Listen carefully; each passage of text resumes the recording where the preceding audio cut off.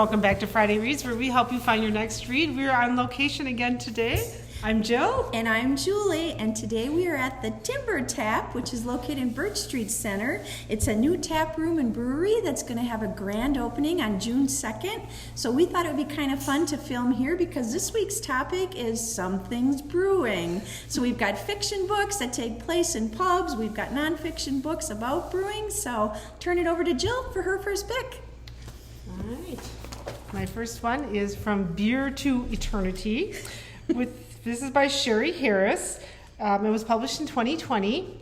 With Chicago winters in the rearview mirror, Chloe Jackson is making good on a promise. Help her late friend's grandmother run the Sea Glass Saloon in the Florida Panhandle. To Chloe's surprise, feisty Vivi Slidell isn't the frail retiree Chloe expects, nor is Emerald Cove. It's less sleepy fishing village than a panhandle hotspot overrun with land developers and tourists. But it's a Sea Glass regular who's mysteriously crossed with cranky Vivi. When their bitter argument comes to a head and he's found dead behind the bar, guess who's number one suspect? In trying to clear Vivi's name, Chloe discovers the old woman isn't the only one Emerald Cove with secrets. Under the laid-back attitudes, sparkling white beaches, and small-town ways, something terrible is brewing. And the sure way a killer can keep those secrets bottled up is to finish off one murder with a double shot, aimed at Chloe and Vivi. So, murder mystery with beer. My first pick is Trouble Brewing by Suzanne Baltzar. This was published back in 2018, and this book was recommended for people who are fans of Amy Reichert's The Coincidence of Coconut Cake. So, in Trouble Brewing, Piper Williams is used to being the only woman in a room full of men, but she isn't used to being instantly drawn to someone she's in business with. After working long hours brewing in her garage, she's determined to prove herself and to ignore the chemistry she has with Blake Reed, owner of Minnesota's newest gastropub, who's going to stock 4 of her beers. She wants her craft beers to stand on its own merits and knows that the tight-knit, male-dominated brewer community will assume the worst if she starts anything with one of her vendors. No way she'll risk everything she's invested in on a guy who might not stick, no matter how charmingly handsome and funny he is, right? But Blake has a conflict of his own. His haughty family wants him to ditch the gastropub and support his father's political campaign. Well, that and the fact that he knows Piper's snark and sass is the perfect blend of crisp and refreshing for him. So, gotta read this book to see what happens with Blake and Piper. They make a pact. You have to read and find out what this is all about. Trouble Brewing. Trouble Brewing. All right, so my next one is another cozy mystery, because you know I love those titles. Death on Tap by Ellie Alexander. This was published in 2018. When Sloane Crosey walks in on her husband Max screwing the barmaid, she gives him the boot. Sloane has spent her life in Leavenworth, Washington, becoming an expert in brewing craft beer, and she doesn't have time to be held back by her soon-to-be ex-husband. She decides to strike out on her own, breaking away from the Krause family brewery, and goes back to work for Nitro, the hip new nano brewery in the Bavarian-themed town. Nitro's owner, brewmaster Garrett Strong, has the brew world abuzz with his newest recipe, Pucker Up IPA. This place is the new cool place in town, and Matt can't help but be green with envy at their success. But just as Sloane is settling into her new gig, she finds one of Nitro's competitors dead in the fermenting tub. Clutching the secret recipe for the IPA. When Mac is arrested, Sloane knows what her ex might be a cheater, but a murderer? No way. Danger is brewing in Beervaria, and suddenly Sloane is on the case. So, Death on Tap.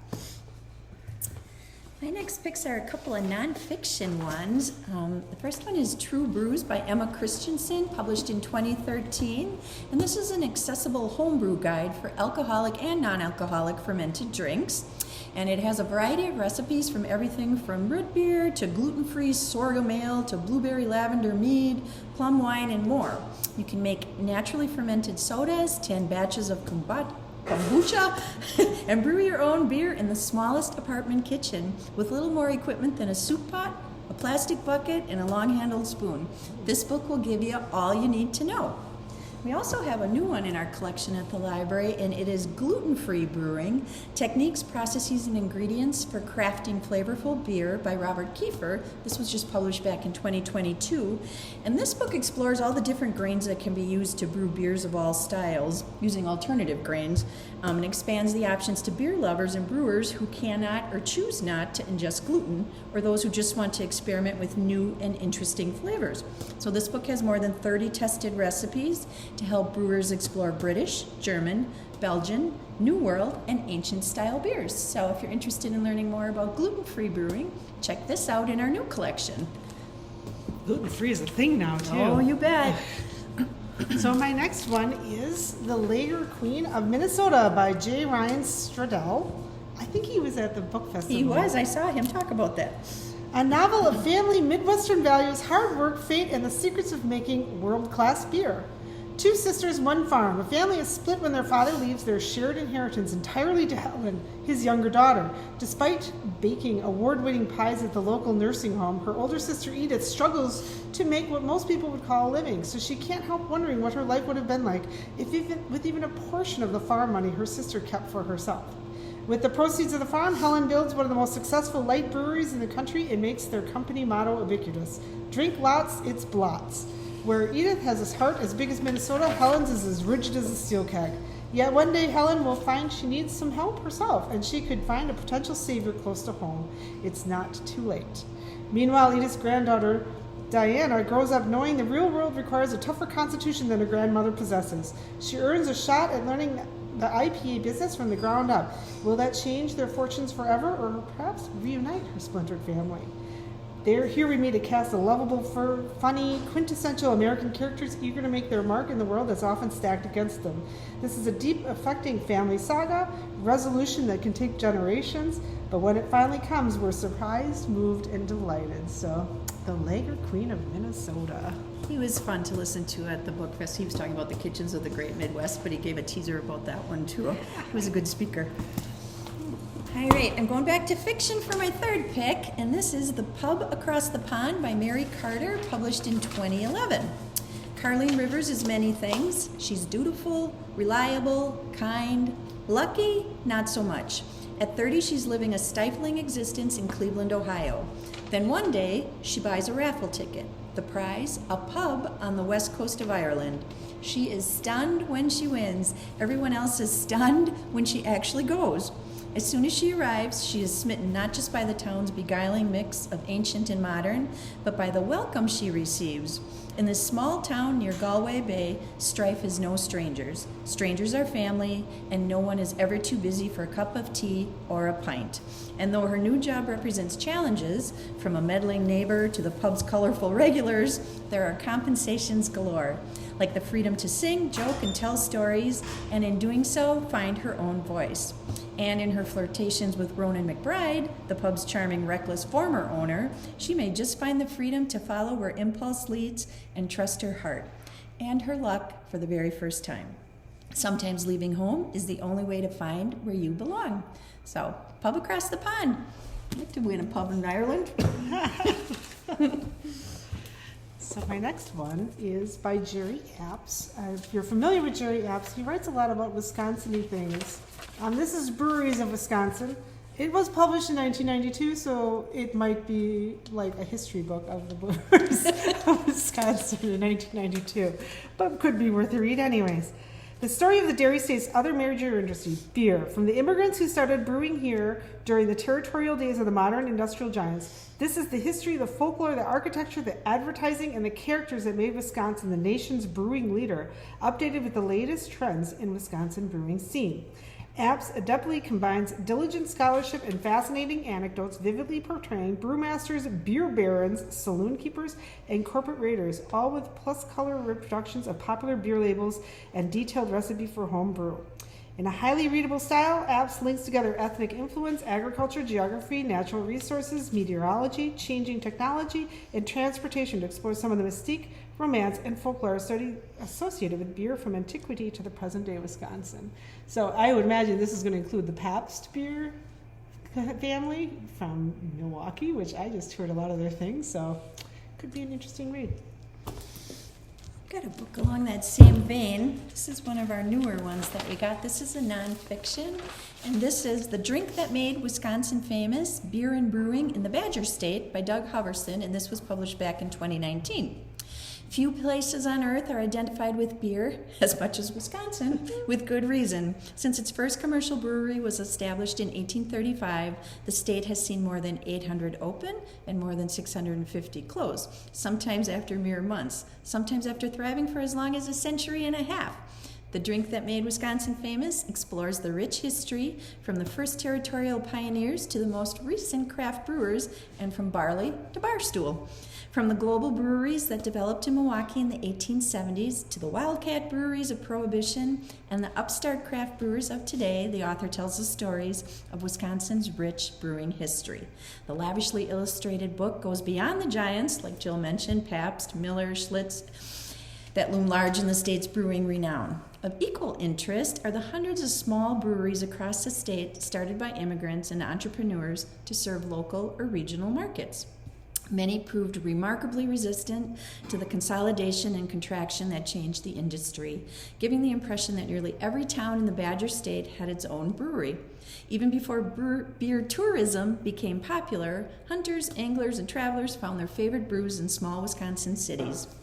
The author describes these breweries in all their diversity, from the earliest enterprises to the surviving stalwarts to the modern breweries, reviving Wisconsin's reputation as the place to not just find the most beer, but the best beer. So check out The Drink That Made Wisconsin Famous. It's not just cheese. So my last pick here is the Complete Beer Course. Boot camp for beer geeks from novice to expert in 12 tasting classes. This was published by Joshua Berenstein in 2013. Go for a fun, flavorful tour through a world of craft beers with one of the most unique and fascinating voices in beer today. It's a great time to be a beer drinker, but also the most confusing, thanks to a dizzying array of available draft beers. Expert Joshua Bernstein comes to the rescue with the Complete Beer Course, demystifying the sudsy stuff and breaking down the elements that make beer's flavors spin into distinctly different and delicious directions. Structured around a series of easy-to-follow classes, his course hops from lagers and pilsners to hazy wheat beer, Belgian-style Abbey and Trappist tales, aromatic pale ales and bitter IPAs, roasty stouts, barrel-aged brews, belly-warming barley wines, and mouth-puckering sour ales. There is even a class on international beer styles and another on pairing beer with food and starting your own beer cellar. Those suggested targeted tastings, you'll learn when to drink down and when to dump those suds down the drain. So if you want to be more informed on what beer you're drinking and what you should be trying, this might be a good one for you. My last book is in our Wisconsin collection, and this is Bottoms Up by Jim Drager and Mark Speltz, and this was published back in 2012 by the State Historical Society. It celebrates Wisconsin's taverns and the breweries that fueled them. Beginning with inns and saloons, the book explores the rise of taverns and breweries, the effects of temperance and prohibition, and attitudes about gender, ethnicity, and morality. It traces the development of the mega breweries, dominance of the giants, and the emergence of the microbreweries. It has contemporary photographs of unusual and distinctive bars and breweries of all eras. It has historical photos, postcards, and advertisements which illustrate the story of how Wisconsin came to dominate brewery and the place that bars and beer hold in our social and cultural history. There's 70 featured taverns and breweries represented, from the open-air Tom's Burned-Down Cafe on Madeline Island to the Art Modern Casino in La Crosse, and from Club Twin, a 1930s roadhouse in Stevens Point, to the well-known Wolski's Tavern in Milwaukee. There are bars and barns and basements and brew pubs and former ice cream factories and railroad depots.